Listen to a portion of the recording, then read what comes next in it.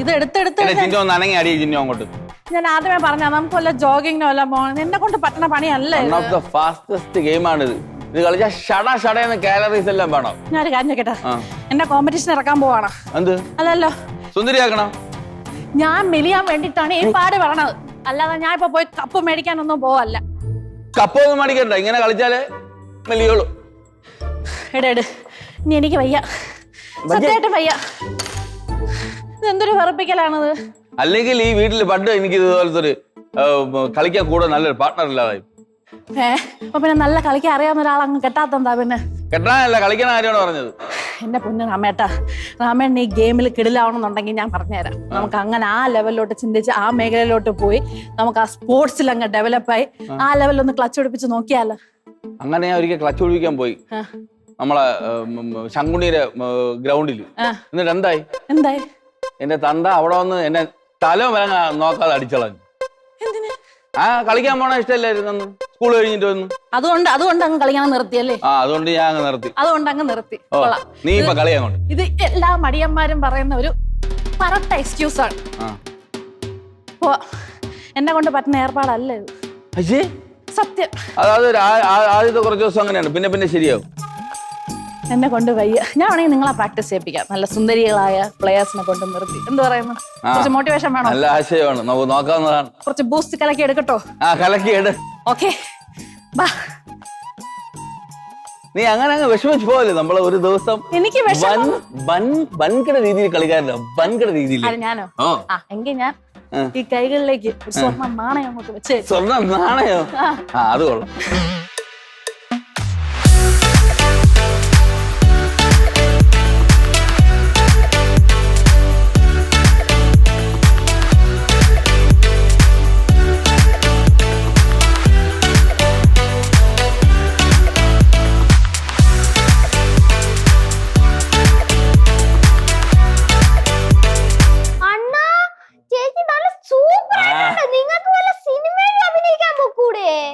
പോടാ ശങ്കര, ഇവൻ നമ്മളെ ചുമ്മാ വെറുതെ വെരിവരിപ്പിച്ച് ഓരോന്ന് ജയിപ്പിക്കും. വെരിവരിച്ചല്ല, അവൻ സത്യം തന്നെ പറഞ്ഞത്. പിന്നെ നിങ്ങൾക്ക് ഒരു കാര്യം അറിയാമോ? എന്താ? ഞാൻ ദുബായിലായിരുന്നപ്പോ നമ്മളെ സാക്ഷാൽ Spielberg world famous movie maker ആണ്. ഒന്നും അറിഞ്ഞൂടല്ലേ? എന്നെ ഒരു മീറ്റിങ്ങിന് വിളിച്ചിരുന്നു, ഒരു പ്രോജക്റ്റിനെ പറ്റി സംസാരിക്കാൻ. എന്നെ ആറ്റിറ്റ്യൂഡും ആ ഒരു സ്റ്റൈലോ കണ്ട് വിളിച്ചിരുന്നു എന്നെ. ബാക്കി നമ്മൾ ഡിസ്കസ് ഒക്കെ കഴിഞ്ഞതാണത്. അണ്ണാ, 2 പാളയം കൂടെ പഴം കൂടെ കിട്ടോ? എന്തിനാ?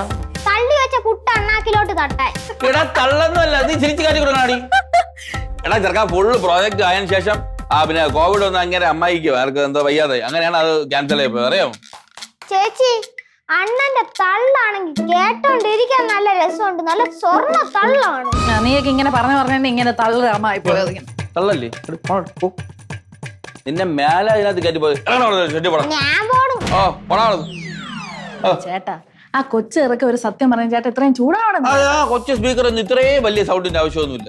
വേഷം ചെറുക്കെ. എന്നാലും ഈ സ്പിൽബർഗ് ഒക്കെ വിളിച്ചെന്ന് പറയുന്നത് കുറച്ചൊന്നും ഓവർ അല്ലേ? പോട്ടാ. എവിടെ പോണ്? ഞാൻ ഈ സിനിമയിൽ അഭിനയിച്ചാലോ എന്നുള്ളതാണ് ഞാൻ ഒന്ന് ആലോചിക്കുന്നത്. അതൊന്നും വേണ്ട ചേട്ടാ. ഈ സിനിമ ആവുമ്പോഴേ ഈ കെട്ടിപ്പിടുത്തവും ഈ ലിപ് ലോക്ക് സീനും നമുക്ക് സെറ്റ് ആവൂല ചേട്ടാ. ചേട്ടൻ വിചാരിക്കുന്ന പോലെ അല്ല. നമുക്ക് സെറ്റ് ആവാൻ ഞാൻ മാത്രമല്ലേ അഭിനയിക്കുന്നുള്ളൂ.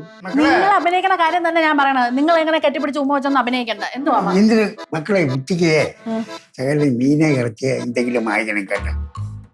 എന്താ ശകല മീനോ ഇറച്ചിയോ വാങ്ങിക്കണമെങ്കിൽ അതുപോലെ പൈസ ഇറക്കണം. മനസ്സിലായോ?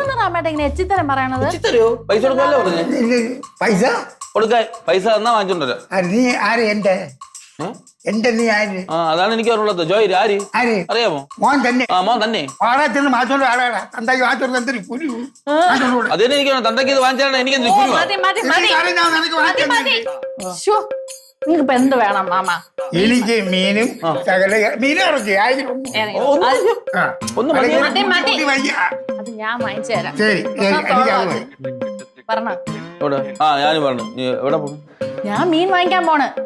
എന്നാ ഞാനും വരാം.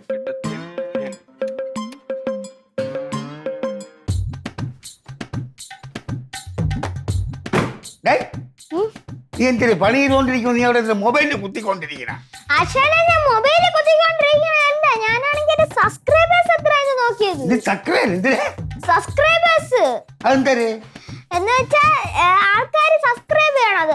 പിന്നെ നാളെ ആണെങ്കിൽ ഞാൻ കേറിയില്ല, ക്ലിക്കായി കഴിഞ്ഞാ ഞാൻ ആരാ? ആര് സെലിബ്രിറ്റി. അപ്പൊ ആശാൻ ആരാ? ആര് സെലിബ്രിറ്റിന്റെ ആശാൻ. അപ്പൊ ആശാന്റെ ലെവൽ അങ്ങ് മാറൂലേ? ഡേയ്, നീ എന്റെ ലെവലൊന്നും മാറ്റണ്ട കേട്ടാ. ഇങ്ങോട്ട് പാടാ, അന്ന് വണ്ടി ഓടാ.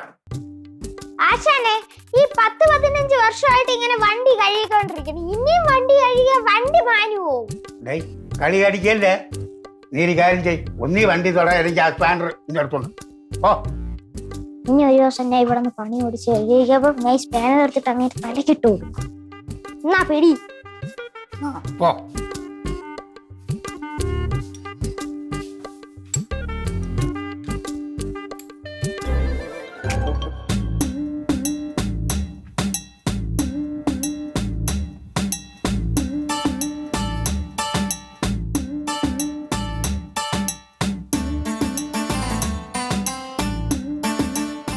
അയ്യ വന്ന് കണ്ടപ്പോ തൊട്ട് ഒരേ ഇരിപ്പാണ്, ഒരു ഗുണവും ഇല്ല.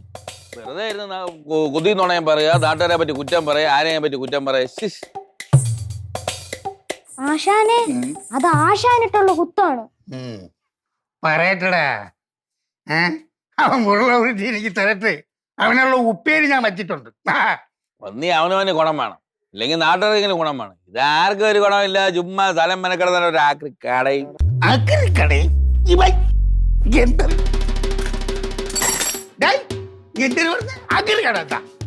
അല്ല അച്ഛനെന്ത്, ഞാൻ കുറെ നോക്കിയല്ലേ പറഞ്ഞത്. എന്ത് നിനക്ക് എന്താടാ? എന്തോ നീ ആര് പറഞ്ഞത്? ഞാൻ ആരെ പറഞ്ഞു? ഞാൻ കുറെ പറഞ്ഞു. പറഞ്ഞ ഓ വല്ലതും പറയണമെങ്കിൽ മനുഷ്യന്റെ മുഖത്ത് നോക്കി സംസാരിക്കണം കേട്ടാ. ഞാൻ മുഖത്ത് നോക്കി തന്നെ പറഞ്ഞത്. ആര് മുഖത്ത് നോക്കി? കുരങ്ങനെ മുഖത്ത് നോക്കി. അച്ഛനെന്താ വെച്ചാ കുരങ്ങനെ പറയുമ്പോ ഇത്ര കൊള്ളായി?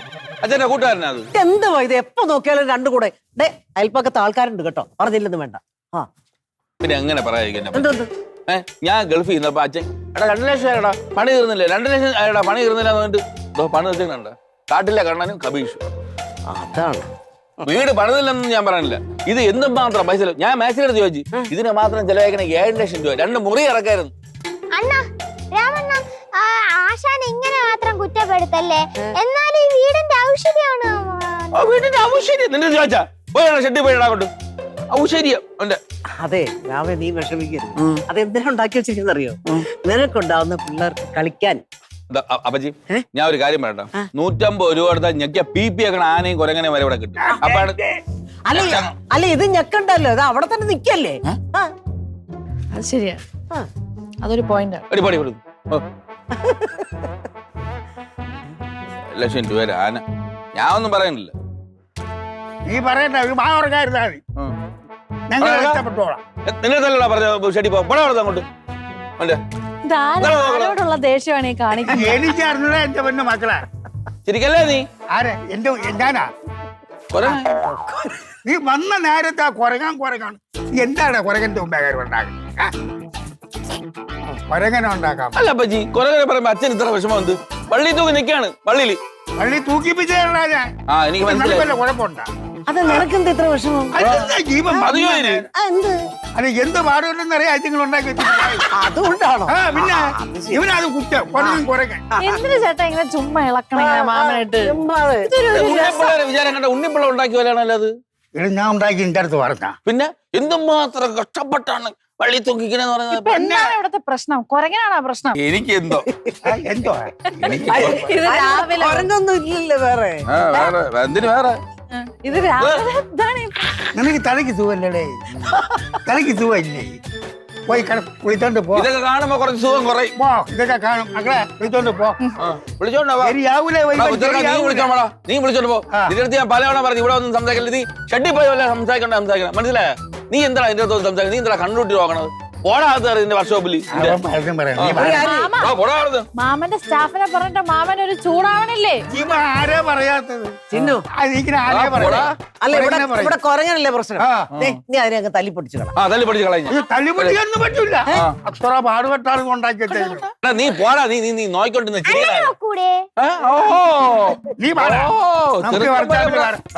നീ അണ്ണനെ പൊക്കൂടെ?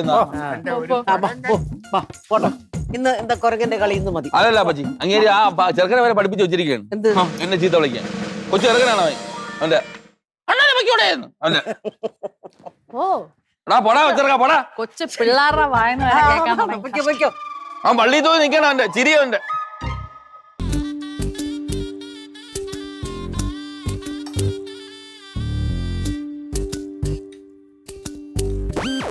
ഹലോ ഗൈസ്, അപ്പൊ ഇന്ന് നമ്മുടെ നാടൻ ചിക്കൻ കറിയാണ് ഗൈസ്. ഇന്ന് നമ്മള് ഉച്ചക്ക് ഊണിനുള്ളത്.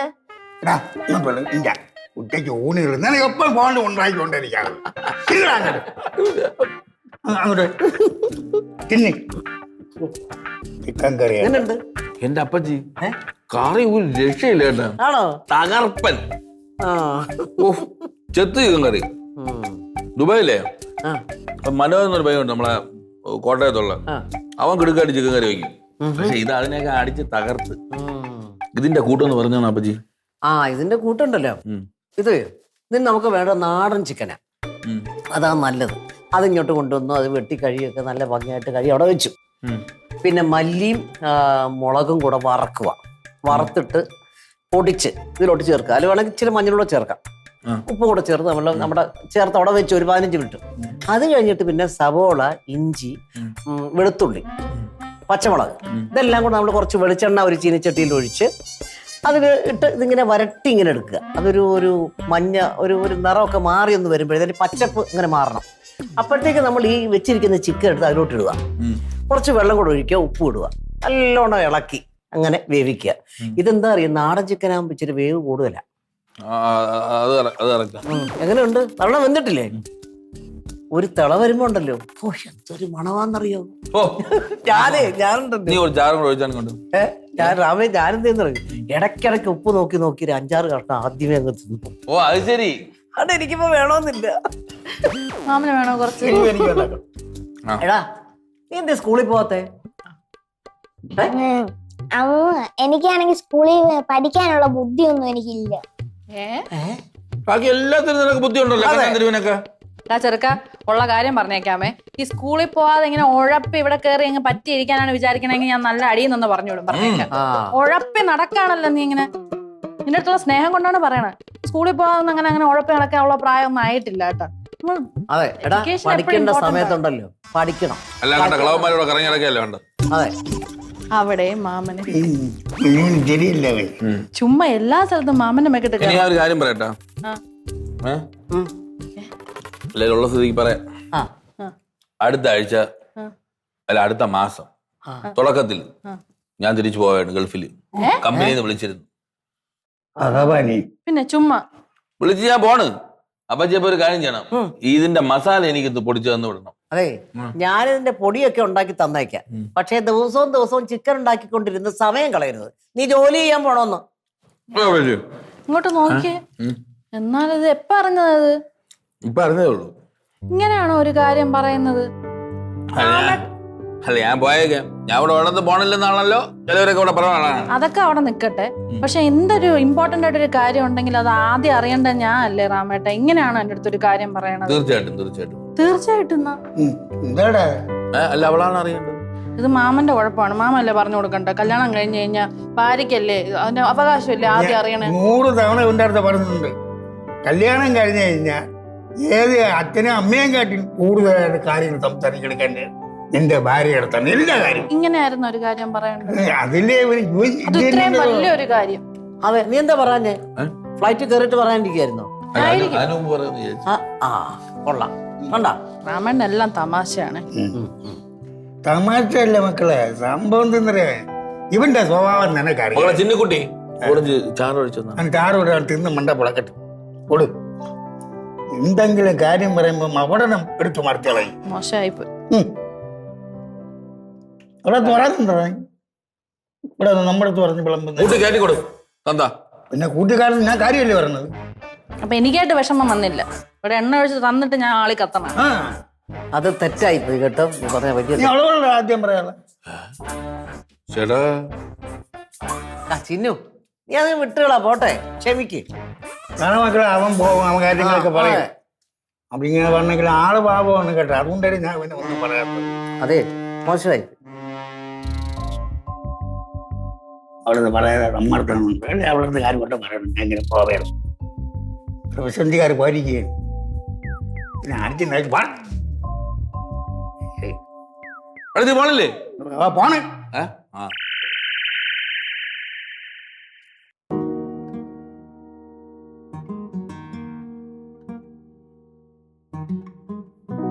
പണ്ടത്തെ പോലെയൊന്നും അല്ല. സ്റ്റേ ഒക്കെ ഭയങ്കര പൈസയാണല്ലോ. ആ വിസേസിലോ ഷാർജയിലോ അല്ല നോക്കാം അല്ലേ? എന്തായാലും ഒറ്റയ്ക്കല്ലേ ഉള്ളു, ഫാമിലി വിസ ഒന്നും അല്ലല്ലോ. ആമേട്ടാ, ഞാൻ ഈയിടെയായിട്ട് കുറച്ച് കൂടുതൽ ദേഷ്യപ്പെടുന്നതായിട്ട് അങ്ങനെ എന്തെങ്കിലും തോന്നിയായിരുന്നു? നീ അങ്ങനെ ദേഷ്യപ്പെട്ടായിട്ട് ഞാൻ ആടുത്തും പറഞ്ഞില്ലല്ലോ. അതല്ല, എനിക്കങ്ങനെ എന്തോ തോന്നി, ഞാൻ ഇങ്ങനെ ഒരുപാട് ദേഷ്യം കാണിക്കുന്നുണ്ട് തോന്നി, അങ്ങനെ എന്തെങ്കിലും ഫീൽ ചെയ്ത? അങ്ങനെയൊന്നും ഫീൽ ചെയ്തില്ല. അതെന്താന്നറിയോ, നമ്മളിവിടെ നിൽക്കുമ്പോഴേ ഈ ഒരു പൈസ ഇല്ലാതെ ടൈറ്റ് ഒക്കെ ആയി വരുമ്പോൾ ആ ഒരു സ്ട്രെസ്സിന് ഞാൻ അതെ അത് നീ വിഷമിക്കണ്ട, ഞാൻ എന്തായാലും പോവല്ലേ. അതല്ല പിന്നെ ഞാൻ പറയണ കേക്ക്, അതായത് എനിക്കെന്നും ഇഷ്ടം നമ്മളിങ്ങനെ ഒരുമിച്ച് ഒരു വീട്ടിൽ താമസിക്കുന്നതാണ് എനിക്ക് ഭയങ്കര ഇഷ്ടം. റാമേണ്ണ എന്നെ അറിയാലോ, ഞാൻ മറ്റേ മുന്നേ രവിയേട്ടന്റെ വീട്ടിൽ പോയി നിന്നപ്പോഴൊക്കെ എനിക്കത് അവിടെ ഞാൻ എന്തോ ഒരു എല്ലാരും ഉണ്ടെങ്കിലും ഭയങ്കര ഒറ്റപ്പെട്ട പോലെ ഒരു അങ്ങനെ ഒരു തോന്നലായിരുന്നു. എന്നെ നോക്ക്, ഫോണ് നോക്കിക്കൊണ്ടിരിക്കുന്നത്. ഞാൻ സീരിയസ് ആയിട്ട് പറയുവാണ്, എന്റെ മുഖത്തോട്ട് നോക്ക്. എന്നാലും എന്റെ അപ്പൊ അത് തന്നെ എനിക്ക് നമ്മൾ ഇപ്പോഴും ഒരുമിച്ച് വേണം. അതായത് ഡ്രമാറ്റിക് ആയി പോവെന്ന് പറഞ്ഞൂടാ പറയുമ്പോൾ, എന്നാൽ എൻ്റെ മനസ്സിൽ ഞാൻ പോകുന്നതിന് മുന്നേ വരെ എൻ്റെ ലാസ്റ്റ് മിനിറ്റ് വരെ എനിക്ക് റാമേട്ടൻ്റെ കൂടെ വേണമെന്നാണ് എൻ്റെ ആഗ്രഹം. അത് വേണമായിരുന്നു, പക്ഷെ നമ്മളിപ്പോ എല്ലാം പറ്റുമെന്ന് അറിഞ്ഞു. അവിടെ പോകണ്ട, നമുക്ക് ഇവിടെ എന്തെങ്കിലും ഓപ്പർച്യൂണിറ്റി ഉണ്ടോ എന്ന് നോക്കാം. ഇവിടെ എന്തെല്ലാം ഓപ്പർച്യൂണിറ്റി ഉണ്ട്, അങ്ങനെ രണ്ടുപേരും രണ്ട് സ്ഥലത്ത് നിന്ന് തന്നെ ജോലിയാണ്, അങ്ങനെയൊന്നുമില്ല. നമുക്ക് ഇവിടെ എന്തെല്ലാം കാര്യങ്ങളുണ്ട്. റാമേട്ടൊന്ന് ഉഷാറായിട്ട് കണ്ടുപിടിച്ച് കഴിഞ്ഞാൽ നമുക്ക് ഇവിടെ ഒരുപാട് ഓപ്പർച്യൂണിറ്റീസ് കിട്ടി. ഇവിടെ അത് ചെയ്യണില്ല എന്നുള്ളതാണ് എന്റെ വിഷമം. ഉടനെ അതിനു വേണ്ടി അങ്ങ് ദുബായി പോകണമെന്നൊന്നും അല്ല. പറഞ്ഞു നോക്കാം, നമുക്ക് ഉറപ്പൊന്നും പറയാൻ പറ്റില്ല. ഞാൻ ഈ ദേഷ്യപ്പെടുന്നെന്ന് പറഞ്ഞാൽ എനിക്ക് അങ്ങനെ കാണാതിരിക്കണം എന്നൊന്നുമില്ല. എനിക്ക് കൂടുതൽ ഇഷ്ടമുള്ളതുകൊണ്ടല്ലേ ഞാൻ ആ ദേഷ്യപ്പെടുന്നത്. അപ്പൊ ഇഷ്ടമുള്ള ആളെ കാണാതെ കുറെ നാളിരിക്കാന്ന്. അങ്ങനെ ഇഷ്ടമില്ലെന്ന് ഞാൻ പറഞ്ഞില്ലല്ലോ. പിന്നെ ഒന്ന് ശ്രമിച്ചു നോക്കൂ. ശ്രമിച്ചു നോക്കാം. അവരെ വിളിക്കൂ. അവരെ വിളിക്കാൻ പെട്ടെന്ന് അങ്ങനെ വിളിച്ചാൽ അവർ സമ്മതിക്കൂല. അതിന്റെ അവരെ കൺവിൻസ് ചെയ്യുന്ന രീതിയിൽ സംസാരിക്കും. ഞാൻ നോക്കട്ടെ. ഇനിയിപ്പോ ഇത്ര ആയ സ്ഥിതിക്ക് നമുക്ക് പാടാണ്. പിന്നെ നോക്ക്. ചെയ്യൂ. ചെയ്യാം.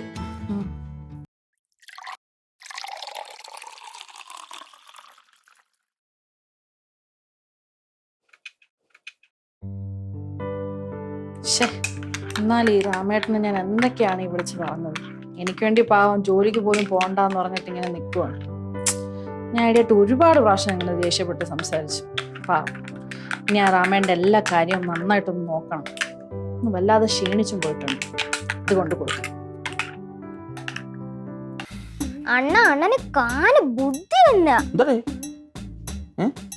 അല്ല ദുബായി പോണെന്നും പറഞ്ഞ് എല്ലാരും പറ്റിച്ചില്ലേ? പിന്നെ എന്തായാലും അടിച്ച് ഇവിടെ പിടിച്ച് നിൽക്കണ്ടേ, പറയാണെന്ന് പറഞ്ഞോണ്ടിരിക്കല്ലേ. പിന്നെ ഇനി ആരും ഇവിടെ ഇനി ജോലിക്കോ എന്നും പറഞ്ഞ് ആരും ശല്യപ്പെടുത്തൂല. അത് ശരിയാണ്, ഒരു സ്വസ്ഥത വേണ്ടേ. പിന്നെ തീരെ പിന്നെന്ത്. എന്നാലും പാവം ചേച്ചിനെ പറ്റിക്കണ്ടായിരുന്നു. എന്തൊക്കെ നമ്പർ അടിച്ചാൽ മനുഷ്യനെ പിടിച്ചിരിക്കാൻ പറ്റും? നിനക്ക് ഇത് വല്ല അറിയാമോ കാര്യങ്ങളല്ലോ? തന്നെ നന്നായിരിക്കണം കേട്ടാ. നിങ്ങൾ ഇന്ന് രാവിലെ അഭിനയിക്കാൻ ഇത്ര കൊതി എന്ന് പറഞ്ഞപ്പോഴേ നിങ്ങൾ ഇത്ര കിടിലായിട്ട് അഭിനയിക്കുന്നത് ഞാൻ അറിഞ്ഞില്ലല്ലോ. നമുക്കുള്ള ബൂസ്റ്റും കൊണ്ട് ഞാൻ വരെയാണ് കൂടി. നിങ്ങൾക്ക് എന്റെ ചോരയല്ലേ വേണം, നിങ്ങൾക്ക് ബൂസ്റ്റ് അല്ലല്ലോ. എന്ന് എന്റെ ജീവിതത്തിൽ എന്ന് കയറിയോ അന്നോട്ട് എന്റെ ചോര ഊറ്റി കുടിച്ചോണ്ടിരിക്കുകയാണ്. നിങ്ങളുടെ കൂടെയുള്ള ആ ജീവിതമേ നല്ല ക്ഷീണമുള്ള ഏർപ്പാടാണ്. അതുകൊണ്ട് ഈ ബൂസ്റ്റ് ഞാൻ അങ്ങോട്ട് കുടിക്കാം. അങ്ങനെയല്ല അത്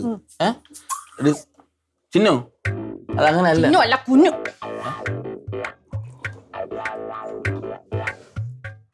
നീ ഞങ്ങളോട് നടക്കാണ് ഗുണം പഠിക്കും നല്ലോണം. ശരി പോടാ അങ്ങോട്ട്. നീ അവള് പറഞ്ഞ കണ്ട ഇല്ലേ? സീനായെന്നാ നീ ഇപ്പൊ എന്തിനാ ഇതൊക്കെ ചോദിച്ചെന്തിനാണ്? വെറുതെ നിന്റെ നെഞ്ചിലെ കല്ലിറങ്ങിയല്ല. നിന്റെ ഷെഡി പോയിരിക്കാൻ ഞാൻ പറഞ്ഞിട്ടുണ്ടാ? നീ ഷെഡിൽ നിന്ന് ഇറങ്ങിയാ എനിക്ക് പണിയാ. നീ പണി പഠിക്കാനാ എനിക്ക് പണി തരാനാ ഇവിടെ വന്നത്. ഷെഡി പോടാ. ഷെഡിൽ നിന്ന് ഇറങ്ങി വന്ന് മനുഷ്യന് പണി ഉണ്ടാക്കാൻ ചിന്നു